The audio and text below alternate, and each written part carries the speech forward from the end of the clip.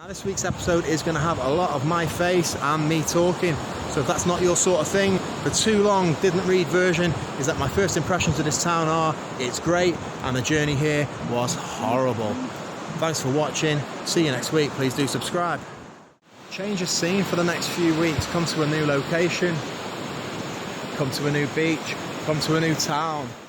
Hua Hin is a small coastal city situated just 150 kilometers southwest of Bangkok. It takes about 3 hours to get here because of the traffic getting out of the city.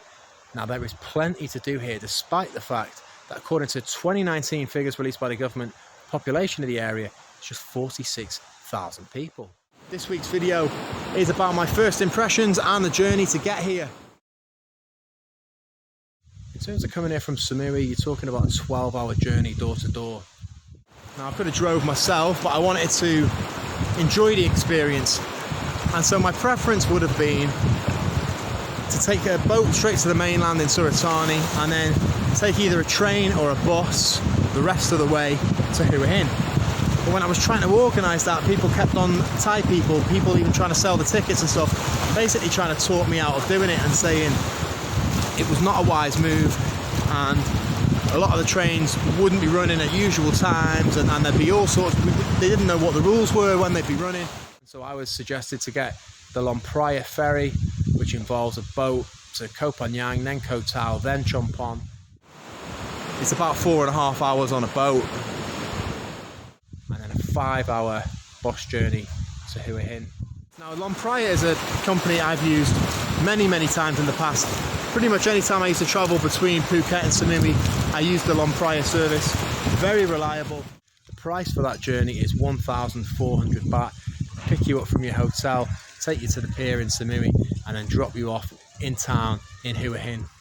So today's video was supposed to just document my lovely journey from Koh Samui to Hua Hin. I was going to show you all the beautiful scenery I saw, explain the journey to you, how much it cost and everything.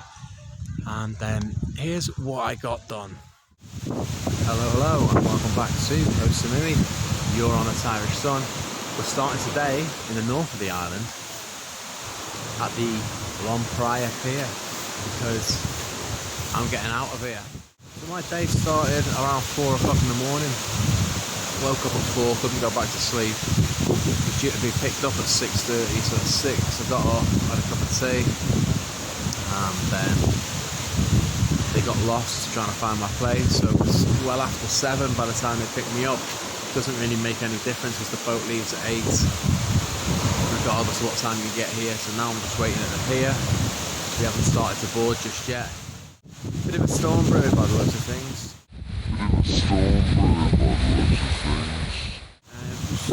Not so bad an hour or two ago, but it looks like it might be about to rain again. The wind's definitely picking up, and the sea is looking quite choppy.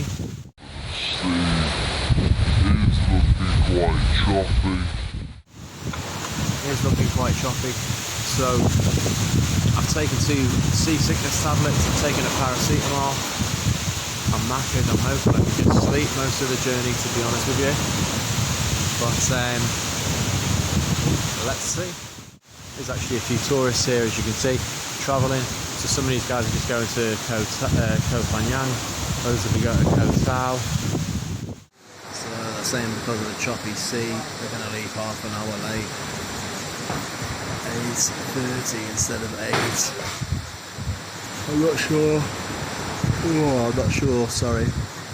Very rude of me. I'm not sure. I can't even think anymore. I'm not sure if this is going to affect my arrival time or not. It's definitely going to affect my sleep. I'm knackered. So the reason that cuts off when it does is because, well, I was tired and I wanted to get a bit of kip, but also because they put us on a speedboat rather than the ferry. The speedboat was full, more or less, not really too much space. The sea was very choppy, and I wanted to get my head down. Now I was able to kind of sleep to Koh Phangan, and I did hear a couple of people getting sick, and I was aware that it was pretty rough. When we got to Koh Phangan, they didn't put us onto a ferry, they kept us on the speedboat, and I had taken my sickness tablets, as I say, and they did not work, because about 20 minutes into the journey from Panyang to Koh Tao, I started to feel really sick and weak, and the journey took about 2 hours because of the weather. We were out there for ages. I thought it was never ever going to end.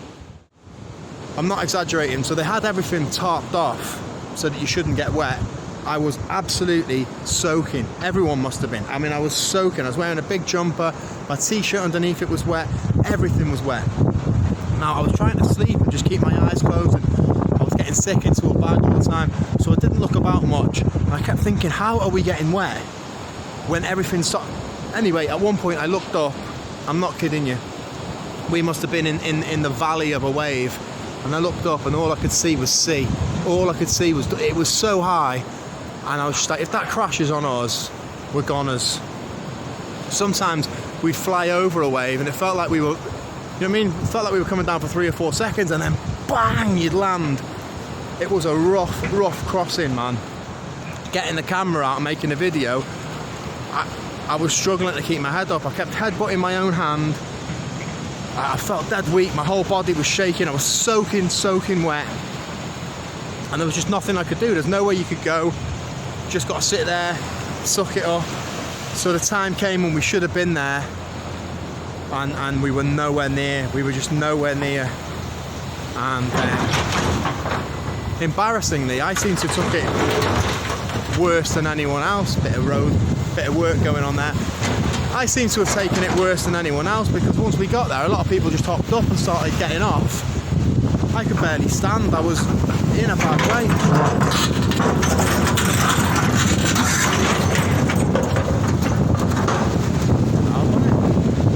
And a few strangers even said to me, "Do you need a hand, mate?" Or someone tried to offer me a bottle of water, and then a dude came over as I was getting ready to get off. A dude came over and was like, "Mate, do you want me to help you off?" And I was like, "Nah, I'll be alright." But I was in a bad way. Now, I'd already made a decision. I wasn't going to Hua Hin. There's no way. I couldn't do it. So I was going to stay in Koh Tao.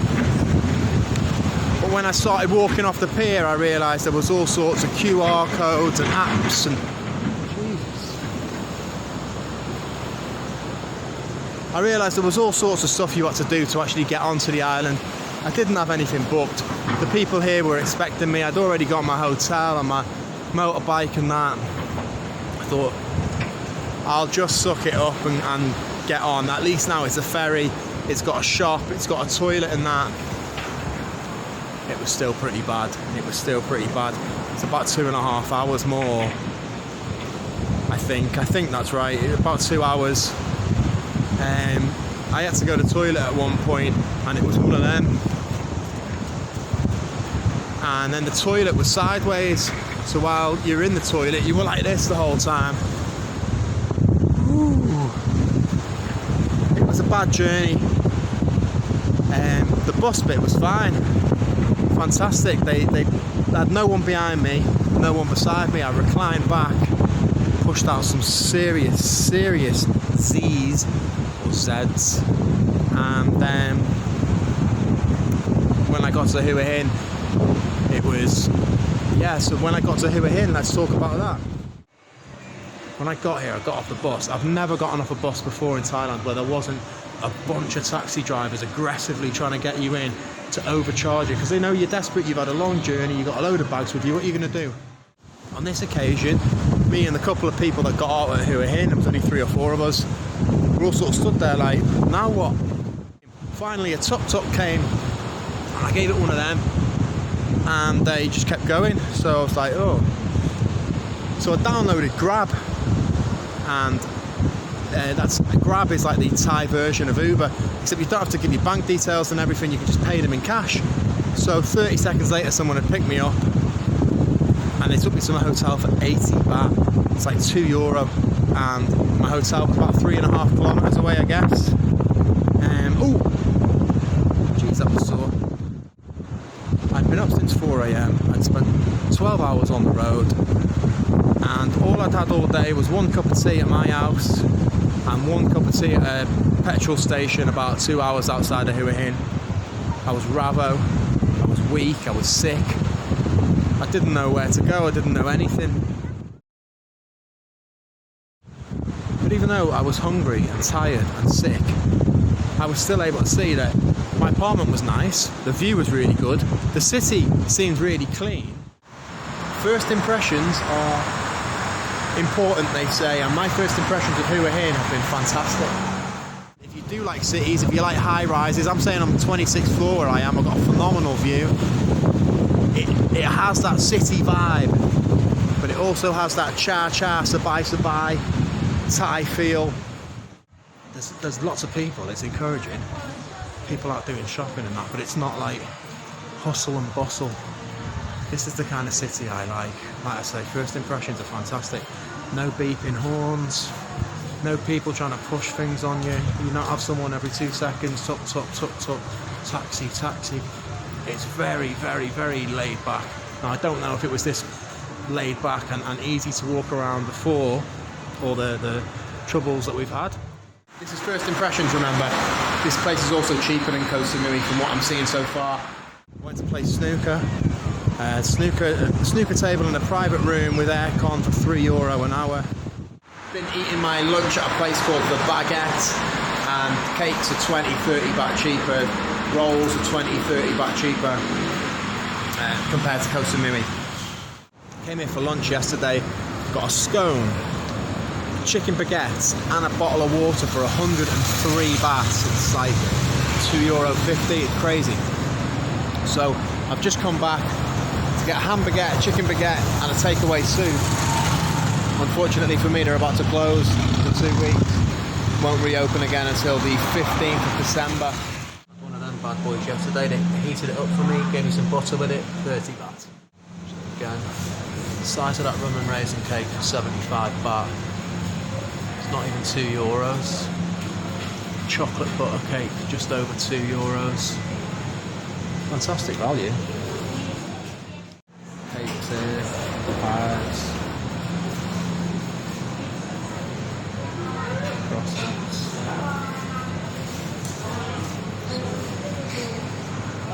Cakes like these would all be 80 to 100 baht in Koh Samui. Here, all 50, 55, 60. If you look at this menu here, baguettes and sandwiches are so cheap. Soups and salads. So I'm gutted they're about to close for 2 weeks because I would have just eaten here daily. They're closing for 2 weeks to give the place a big clean. That is a big clean, isn't it? 2 weeks. Got ganja in this. This is all over the place now at the minute. Loads of people trying to cash in on weed. Trace amounts, don't fall for it. That ain't doing anything for your health, believe me. More options as well, I think. More things to do. For example, there's a few snooker halls, a pool hall and stuff. It's just got a few things that Samui doesn't have. When I got here, I thought maybe the shopping options were going to be really limited because 4 places that I had on my list of things to do: Santorini Park, the Venetia, the floating market, and a place, I believe it was called Plain Lamb. I forget, it was in Thai. Anyway, all 4 of them have either closed down or they're derelict or whatever because of the situation in the world. And so I thought that there was going to be really, really limited shopping options in Hua Hin. And I was completely wrong. So one of the first things that's hit me since I've got here is just how many options there are for shopping, even though them 4 places have all closed. You've got 3 beaches to choose from, which is less than Koh Samui, obviously, but for a city to be on the beach, that's fantastic. Another thing that's impressed me is how easy it is to get down onto the beach here, which is very, very windy today. Normally when you go to a touristy part of Thailand, the beach is almost blocked off. You have to walk through businesses to get to it, and there might be 1 or 2 access points. There's tons of access points without having to go through any businesses here in Hua Hin, so you can just come. In terms of first impressions, I have to say almost all positive. There's a lot going on out there, but it's not hustle and bustle, it's not beeping horns, it's not stress. People are still really nice. The level of English is pretty good. Better than what I saw in Bangkok, where a lot of people can't speak a word of it. not as good, I guess, as Samui, where everyone can speak English, so speaking Thai gets you nowhere. Whereas here, I spoke a bit of Thai and got a few like, ooh, you know, like, nice one, fella. Even a D-Mac, just saying D-Mac, which means very good. Got a little, oh, you can speak some Thai, like, yeah, a little bit. No. There's enough foreigners here that you don't feel like a fish out of water, but there's not so many that you almost forget you're in a foreign country. And I've heard a lot of foreigners here with basic Thai as well, which is always nice. It seems to attract a nice type of person. This place is it's giving me almost European vibes. Other observations, more cars than bikes compared to anywhere else I've been in Thailand. Loads of people here have cars, and the reason for that may be because after dark, much cooler here than it is down south. Phuket, Samui, you still drive around like this 10, 11 at night. Here, I drove home last night with a jacket on, hoodie, and I was still freezing cold. Again, being down south has made me very soft in terms of weather and stuff. So far, I would say I really like this place. We've still got a few more weeks, and I've still got a hell of a lot to discover. I've seen almost nothing. There's 2 water parks. I'd say at least 3 beaches that I want to visit and make videos of. The nightlife is just opening up here again. Just want to go and have a few scoops and see what that's all about. Look, first impressions are first impressions, and it could be that in a month I'm saying very different things, but I don't think I will be. Based on my first impressions, I would highly recommend a visit to Hua Hin. Definitely should be on your list of things to do in Thailand. And there's loads to do, and hopefully there's quite a few videos coming from here. So far, so good. I'm supposed to be here until around Christmas time, so there's a few more videos to come. Press subscribe if you haven't already, please, if you're interested to know more about Hua Hin, and hopefully it's all going to be super positive, just like now. So there you have it. First impressions. I try not to say too much negative on the channel anyway. There's plenty of places I've been to that I thought were trash. Just don't make videos about them, you know. It's hard enough to make a few quid over here as it is without some nobody coming into your shop and telling you that your food's no good and then putting it on the internet or whatever. It doesn't necessarily only have to be food. So I prefer to just put up things that I think are above average, and if there's something wrong, I put a little subtle thing in there, and if you're listening carefully, you'll figure out what I meant. You know, if I say I ate somewhere, but I don't say it was good, it was bad. You know? Things like that. The hints are there, you've just got to look for them, guys. So there you have it, lads. This is just a quick first, it's not so quick, but it's a first impressions video. Tell you about my journey. Normal service should resume next week when I've had time to soak the place up and make a few more normal videos with less of my face and maybe more of the scenery. Nonetheless, if you got this far, why not press subscribe and help me grow this tremendously small channel. Take care of yourself, guys, and oh yeah, so I've uploaded this video today on December the 8th because today marks the 1-year anniversary of my very first upload when I was in quarantine, which is still the highest ranked video I've made at 4,700 views. So it's all been downhill over the past year. Stick with me. If you're one of the 374 people who subscribed in the first year, just over 1 person a day, thank you very much. You're my original crew. Let's see how we get on in year 2. Probably going to be less content, but maybe higher quality content. But for the next few weeks, normal service, me, you, Hua Hin. Take care of yourself for the next week, guys. See you Saturday.